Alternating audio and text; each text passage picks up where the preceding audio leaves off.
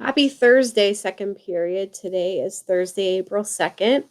You have two tasks today. Your first task is to complete the Grammaropolis activity, which is going to be adverbs. Please make sure you're taking your time with this and you are not rushing through. If you do not score an 80% or higher on these activities and quizzes, you will not get the point for doing this activity.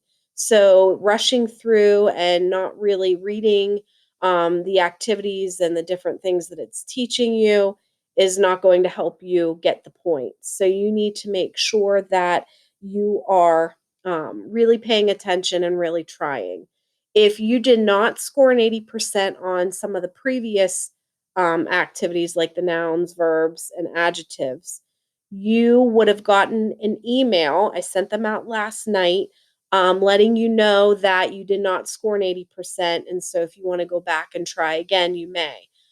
So please be mindful of that and check your email to see if that was you. Some of you were getting 90s and hundreds and you were doing really well, but others needed to maybe take a second look at this. So please do your best when it comes to the parts of speech. It does matter. These are things that you're going to need from here on out. The second thing that we're going to do is you are going to be writing a letter to Juliet. And this is actually a really neat story where in Verona, Italy, people would right to Joliet. And there would be this wall of, it was like a brick wall where people would stick notes and letters, and there was a Joliet statue there. And it just became a very popular thing to write to Juliet and ask her for advice on your relationships or just life in general. And so it caught on, and people all over the world send Joliet these letters. And so that started this Joliet Club where this group of people called Joliet secretaries get together and they answer every single letter that's written to Joliet, and they provide an answer and they send it back to the person. So let's take a look at the story, and then I'll talk to you a little bit about more what you are going to be writing.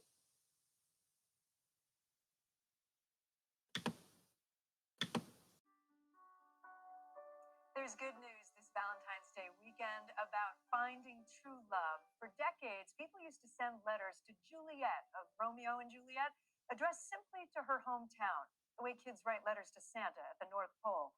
Until one day, a group of locals decided to write back. Verona, Italy, the fictional home of Romeo and Juliet. Here, Juliet's legacy lives on, not just through notes stuck between these stones, but through thousands of letters sent to the club here bearing her name. There are many love stories, complicated ones.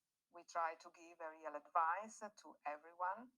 Our volunteers reply personally each letter. Giovanna Tomasia's father, Giulio, started the Juliet Club as a service for the lovelorn in 1972. Dear Juliet, I am very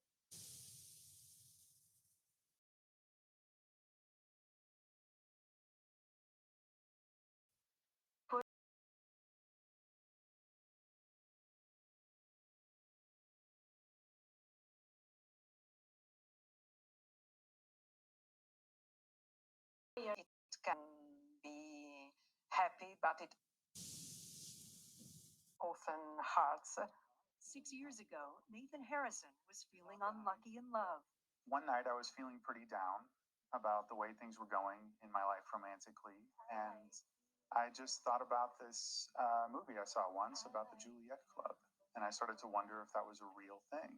Oh my God, so you write all of them back. Yes. You're all Juliet, her secretaries. He found the real club and took a risk. Dear Juliet Capulet, in my own humble admiration of your story, I find myself seeking advice from you.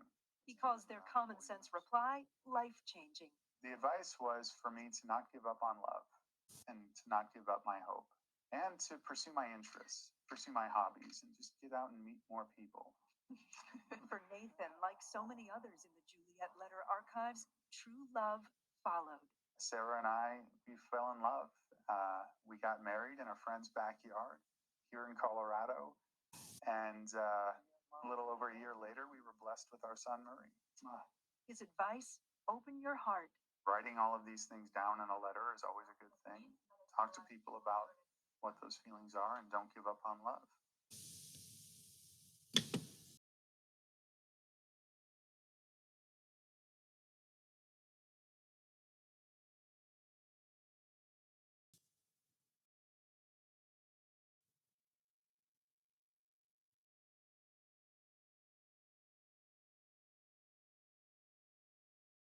Asking you to do is either you yourself can write a letter to Juliet asking a question about something that's going on within your life, or if you wanted to take a fictional stance and say that choose a character from the play that maybe would want to ask Juliet a certain question and kind of take it from their perspective rather than your own if you don't want to do something personal.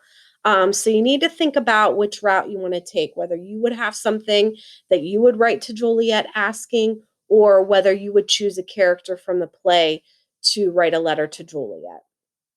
So here are our tasks again. So you are completing the adverbs activities on Grammaropolis. Make sure you're doing your best. You want to score an 80% overall. Please do that. Check your email to see if you were one of the ones that need to maybe go back and redo some of the previous assignments. You are then in Google Classroom going to click on the assignment called Juliet's Mail. You're going to listen to the audio clip. It's an NPR podcast that tells you a little bit more about the letters to Juliet. You then are going to decide whether you're going to write a personal letter or a fictional letter from a character in the play. So you need to decide what would suit you best, okay? Then you're going to use the letter template for your writing and you'll submit it to us upon completion. And those links are all in Google Classroom. Today's big idea is even today, people still feel connected to Shakespeare's work. So Shakespeare is just timeless and people still connect to him. And just with this Juliet's Mail, it's just another example of how timeless Shakespeare's writing is and how much it means to certain people, and maybe how much it meant to you. So we hope that you find this a fun and creative activity, just a nice way to express yourself about Romeo and Juliet. And maybe it'll even inspire you to write a letter to a friend. Listen, we are in tough times right now. People are feeling isolated and secluded. So maybe just reaching out to someone and writing them a letter or, just giving them a quick phone call just check and see how they're doing. That would be super wonderful during this time because some people don't always have someone to check on them. And if you could be that person, you would feel better about it and that would make that person's day. So after you write your letter to Juliet, maybe you want to do write to someone just to kind of pick them up. And we will see you tomorrow. And I hope that you are doing well in all of your classes. And I know we're trying to make the best of this. We do miss you. And we wish that we were back in school. I never thought I'd say that, but um, it's definitely time to get back there. We need to see you guys. We need to just get some normalcy back in play here, but it's going to be a little bit. And I hope that you are all well and that you have a great day. I'll talk to you tomorrow.